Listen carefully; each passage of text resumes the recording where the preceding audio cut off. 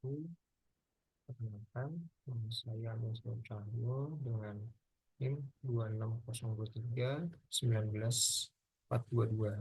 Di sini saya akan mempresentasikan hasil dari proyek yang sudah eh, kelompok saya yang sudah dibuat terkait mata kuliah karakter building, di mana dengan judul mengoptimalkan potensi artificial intelligence untuk masyarakat melalui edukasi kesadaran, adaptabilitas, dan kolaborasi dalam pemanfaatan teknologi cerdas.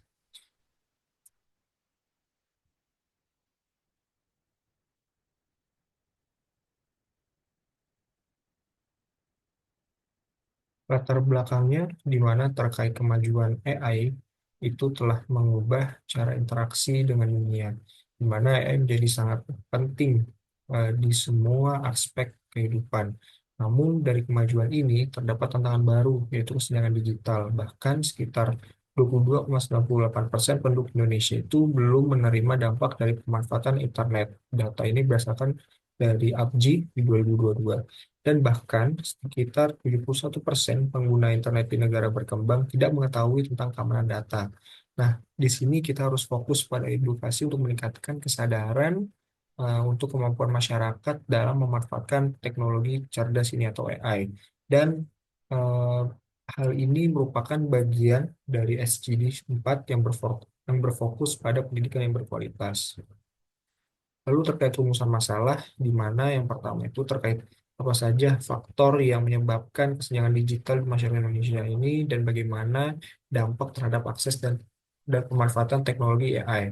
Lalu yang kedua, bagaimana tingkat pemahaman masyarakat tentang keamanan data dan privasi online, serta apa saja kendala yang mereka hadapi dalam mengakses informasi yang aman dan efektif.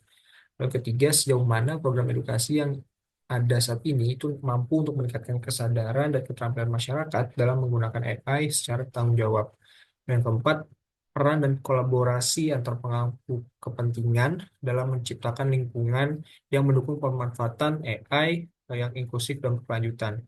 Lalu yang terakhir, bagaimana strategi edukasi yang efektif dapat dirancang untuk meningkatkan adaptabilitas masyarakat terhadap perkembangan teknologi AI serta mengurangi resiko yang terkait dengan penggunaannya.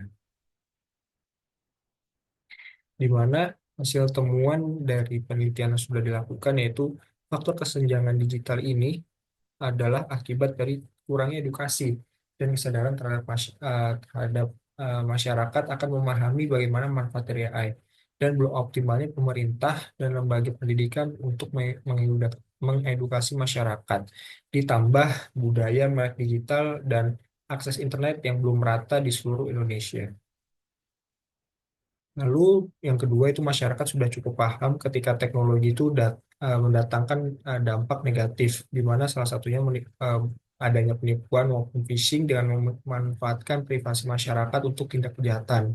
Nah, tentunya hal ini menjadi eh, bahaya dan menjadi kendala dalam proses perkembangannya. Dan ketiga, di mana masyarakat umum sudah mengetahui mengenai AI dan penggunaannya, yaitu menggunakan asisten virtual seperti Siri, Alexa, atau Google Assistant, dan sistem rekomendasi platform. Lalu eh, layanan pemetaan dan lain-lain. Nah, semua itu digunakan untuk membantu kehidupan sehari-hari sehingga masyarakat sudah dapat bertanggung jawab atas manfaat dari AI itu sendiri. Lalu kolaborasi antar pemerintah dan berbagai sektor untuk pemanfaatan AI ini sudah mulai berjalan seperti sektor pertanian di mana dengan adanya drone untuk menyebarkan pestisida. Lalu selain itu di bagian pemerintahan di mana ada sektor smart city dalam melakukan pengelolaan lalu lintas yang dapat memprediksi keadaan lalu lintas, dan kolaborasi inilah pemerintah dapat meningkatkan efisiensi maupun akurasi terkait pengoptimalan layanan publik dengan memanfaatkan AI secara menyeluruh. Lalu terkait dengan mengadakan workshop, seminar maupun pelatihan tentang AI, di mana dengan menambahkan pembelajaran tentang AI dalam kurikulum sekolah maupun universitas, dengan adanya kampanye digital kepada masyarakat di berbagai sektor juga. dan mengurangi resiko dari penggunaan AI. Masyarakat harus diedukasi dan menanamkan mindset bahwa AI ini bukan pengganti manusia, namun pelengkap manusia dalam kehidupan sehari-hari. Lalu terkait solusi dari temuan tersebut adalah yang di mana yang pertama kita harus menguatkan pendidikan dan literasi digital dalam kurikulum pendidikan. Lalu terkait kampanye edukasi publik ini mengenai AI dan keamanan privasi online harus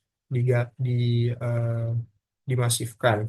Lalu terkait pemerataan infrastruktur dan akses teknologi di mana dengan luas cakupan wilayah Indonesia menjadi tantangan tentunya dalam pemerataan infrastruktur dan akses teknologinya. Lalu terkait kolaborasi multisektoral di mana dari pemerintah, lalu eh, dari kebijakan, lalu dari masyarakat, lalu dari segi bisnis seperti itu. Lalu yang kelima terkait penyusunan regulasi dan etika dalam menggunakan AI. Yang terakhir meningkatkan program dan adaptabilitas masyarakat terhadap AI itu sendiri. Dengan refleksi dirinya di mana dengan setelah melakukan proyek ini eh, dapat kita ambil kesimpulan bahwa AI ini dapat membantu pekerjaan kita maupun jadi salah satu solusi untuk mempermudah mencari ide-ide terkait permasalahan yang ada. Namun dengan adanya AI ini juga harus diimbangi dengan pengetahuan dalam penggunaan AI yang harus didasari penuh dengan rasa tanggung jawab supaya tidak merugikan orang lain dengan contoh seperti melakukan penipuan kepada orang lain.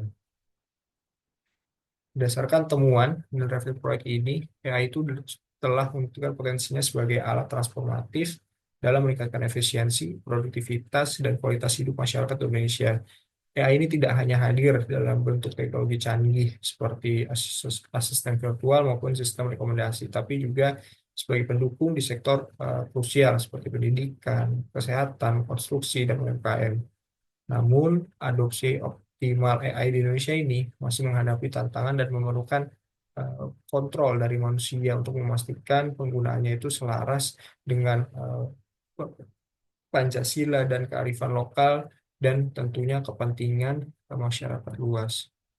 Sekian, terima kasih penjelasan dari saya. Kurang lebihnya mohon maaf. Wassalamualaikum warahmatullahi wabarakatuh.